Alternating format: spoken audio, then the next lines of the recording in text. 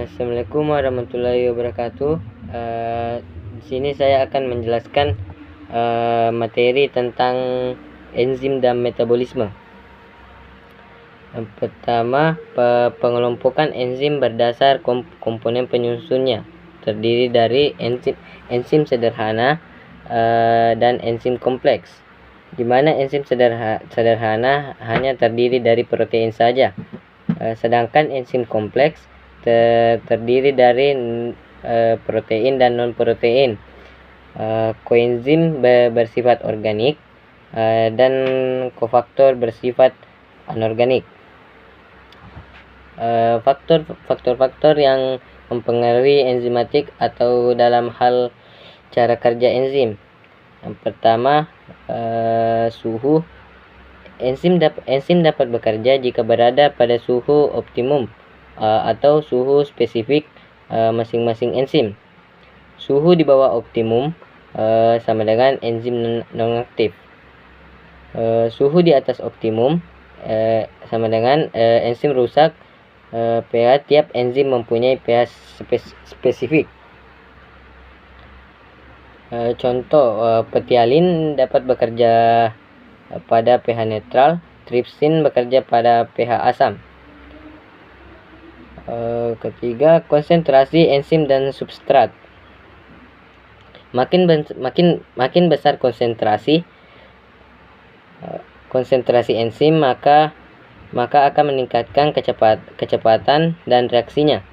Begitu pula jika konsentrasi substrat bertambah, maka akan meningkatkan kecepatan reaksinya. Keempat, aktivator. Aktivator adalah zat-zat yang mempercepat reaksi enzim. Contoh, ion logam, Ca, Mg, dan garam alkali. Kelima, inhibitor adalah zat-zat yang menghambat enzim. Contoh, Ag, Hg, dan Pb. Faktor-faktor yang mempengaruhi reaksi enzimatik. Yang pertama, derajat kesamaan atau pengaruh dari derajat keasaman akan menyebabkan kondisi asam dan basa dalam molekul enzim. Bentuk 3 dimensi dari molekul enzim dan proses denaturasi. Kedua, suhu. Suhu mempengaruhi kerja reaksi enzimatik pada tubuh makhluk hidup. Selanjutnya, kofaktor. Kofaktor adalah zat-zat tertentu yang ditambahkan selama reaksi enzimatik berlangsung. Selanjutnya, konsentrasi enzim dan substrat. Reaksi enzimatik tidak terjadi apabila tidak ada konsentrasi enzim dan substrat. Selanjutnya, inhibitor atau penghambat. Inhibitor adalah molekul yang mempersulit ikatan antara enzim dan substratnya. Selanjutnya, aktivator atau pengaktif. Ialah enzim akan bekerja sama apabila aktivator mempengaruhinya. Selanjutnya, saya akan menjelaskan tentang tahapan proses katabolisme. Yang pertama, glikosis. Selanjutnya, siklus asam sitrat. Selanjutnya, deaminasasi oksidatif, pemecah lemak, pemecah organ otot. Selanjutnya, perbedaan anabolisme dan katabolisme. Anabolisme menghasilkan energi, sedangkan katabolisme melepas energi. Anabolisme terjadi reaksi reduksi, sedangkan katabolisme terjadi reaksi oksidasi. Anabolisme memperbaiki organ, sedangkan katabolisme menggunakan energi di dalam organ.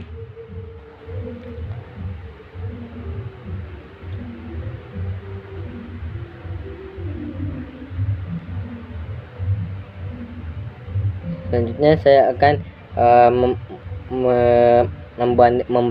membandingkan jumlah energi yang dihasilkan pada respirasi aerob dan anaerob. Karena pada proses pernapasan aerob dengan adanya oksigen dan proses oksidasi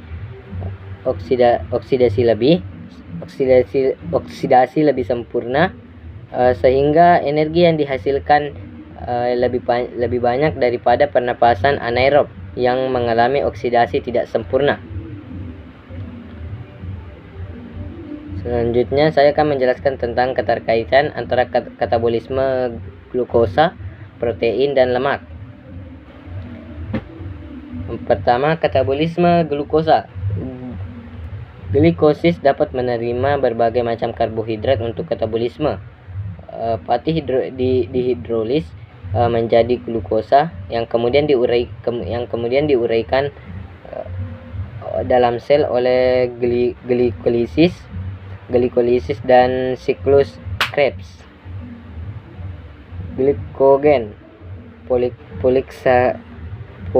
polisakarida yang disimpan dalam sel hati dan sel otot dihidrolis menjadi glukosa di sela-sela waktu makan sebagai bahan bakar untuk respirasi. Sukrosa menghasilkan glukosa dan monosakrida lain sebagai bahan bakar respirasi. Yang kedua, katabolisme protein. Protein harus dicerna terlebih dahulu menjadi asam amino. Tentu saja banyak di antara asam amino itu akan digunakan untuk membangun protein baru. Asam amino yang berlebih diubah oleh enzim menjadi intermediate pada glikolisis dan siklus Krebs. Gugus aminonya harus dibuang melalui proses deaminasi. Zat buangan bernitrogen ini diekskresikan dalam bentuk amonia, urea atau produk sisa lain. Yang terakhir, katabolisme lemak. Lemak menjadi gliserol dan asam lemak. Gliserol diubah menjadi gliseraldehida 3-fosfat, suatu intermediate pada glikolisis. Sebagian besar energi pada lemak disimpan dalam asam lemak. Sekian. Assalamualaikum warahmatullahi wabarakatuh.